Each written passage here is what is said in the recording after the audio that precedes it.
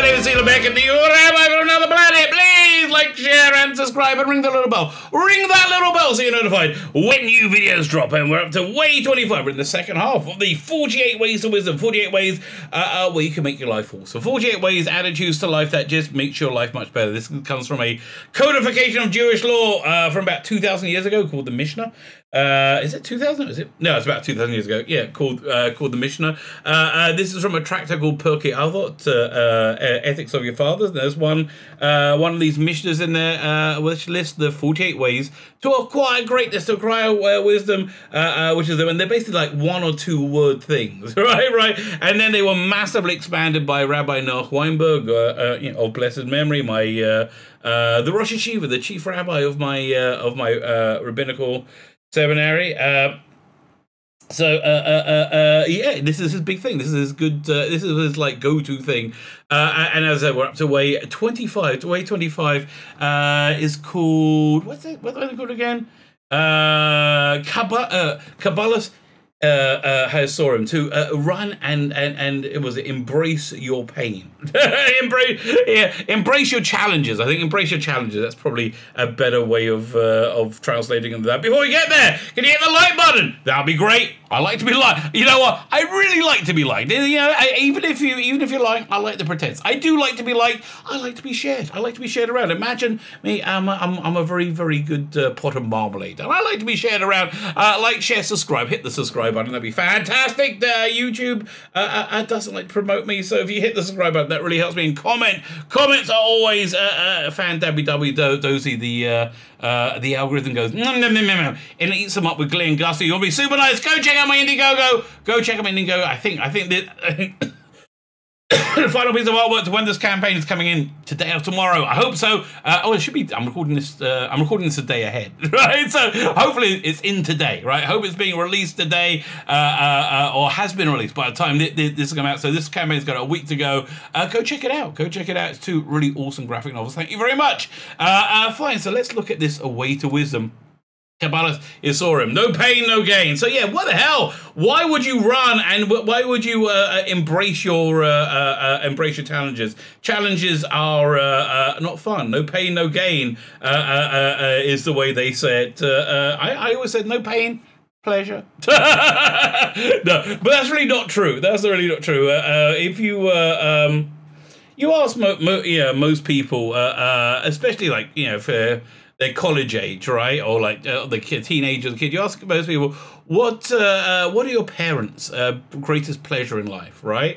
And most of these kids will go, well, me, because kids are kind of like self-centered, but they will say that most of their parents' greatest pleasure in life is me. So then you ask the same kid, what's your parents' greatest pain in life? And they'll go, yeah, that would be me too. That'll be me too. And that's really it. Pain and pleasure are two sides of the same coin. One is not achievable without the other. There is comfort. Comfort is achievable without pain, but comfort is look, well, comfort is nice. Listen, I'm a big fan of comfort. Don't get me wrong. I like comfort. I like comfort a lot. Without pain, the comfort is kind of meaningless. It kind of means that pleasure is way better than comfort, right? You can be miserable and very comfortable. I'd rather be happy, experiencing pleasure, and which does imply pain. So listen, the true pleasure takes some kind of investment, no matter what it is. If you're learning an instrument,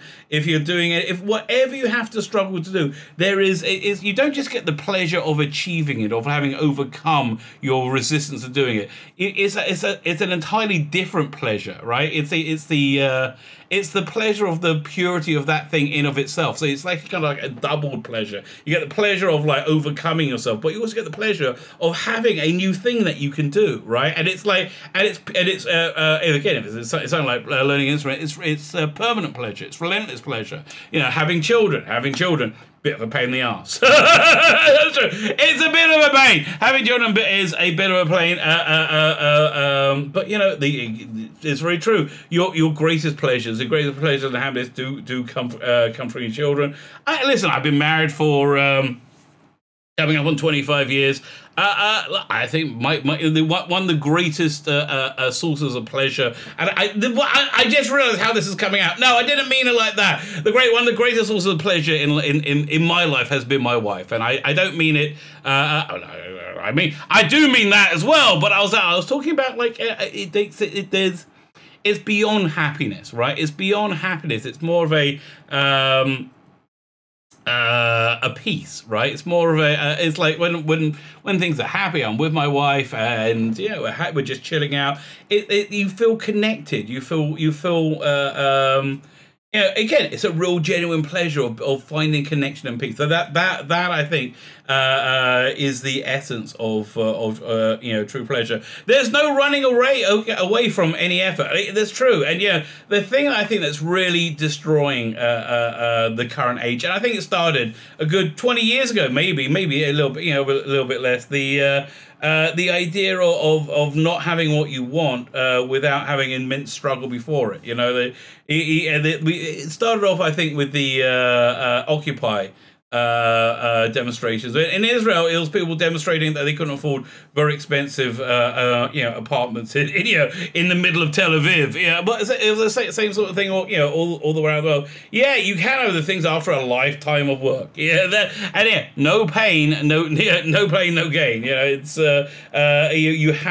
life necessitates effort, and effort is pain. Effort is pain, but effort always is the way of getting to pleasure. Fear of reality. So I have no idea what they're going to say here. Let's see what this one. One of the biggest fears people have, and this is a crucial one to overcome, is the fear of facing up to life challenges and conflicts. People would rather, live their life in denial than wake up to reality. That is so true. Again, last 5 years, no matter what side of the culture you are on, you are going to say that because you're thinking about the other side, right? But it's true. People would rather live in delusion than wake up to reality. Why? Because it's painful. Reality is painful. Keep an eye on the ball. The best way to get rid of pain is to forget about it and focus instead on the pleasure. Listen, I want to get rid of pain. I would say the best way to endure pain is to focus on the pleasure that this pain will bring you, right? I give you a marathon runner the pleasure of finishing the marathon. Focus on the pleasure that you're investing the pain for. That's really good advice, right? Eye on the ball. Make a list of things that you are afraid of. Articulate the fear and scrutinize it using your ability to reason. Pick an item from the list. Accept the pain it involves, and set out to tackle it. Well, what if you're scared of like spiders? I guess you want to overcome that fear of spiders. It's going to take effort. It's going to take pain. What is the pain involved in overcoming fears? Okay, that works. That's quite a good exercise. I started poo-pooing that now because they won me over by the time I finished the sentence. Where in your day do you confuse comfort with pleasure? All the time. Listen, I often find comfort pleasurable. I don't know what to tell you. How does this confusion ultimately rob you of pleasure? Because comfort will make you not stick with it and not accept the pain to get pleasure. So that's a real dichotomy. But again, these are things just to keep your eye on. Keep your eye on in the back of your head, and your life will be better. What compliments are you most proud of? Well, that's a good question. What am I most proud of? I'm going to have to think about it. I guess my kids. Describe the exertion and difficulties involved in achieving them. Oh my God, the exertions and difficulties in achieving my kids. When I say my kids are just really I'm very, very proud of my kids, right? I'm very proud of my kids because they're all very, very self-actualized, right? And I just that makes my heart sing. And they're all like different from me, which is good, which means they've made their own life. But listen, there was a lot of pain, a lot of effort went into that. But again, that I think is my biggest pleasure, watching my kids use life,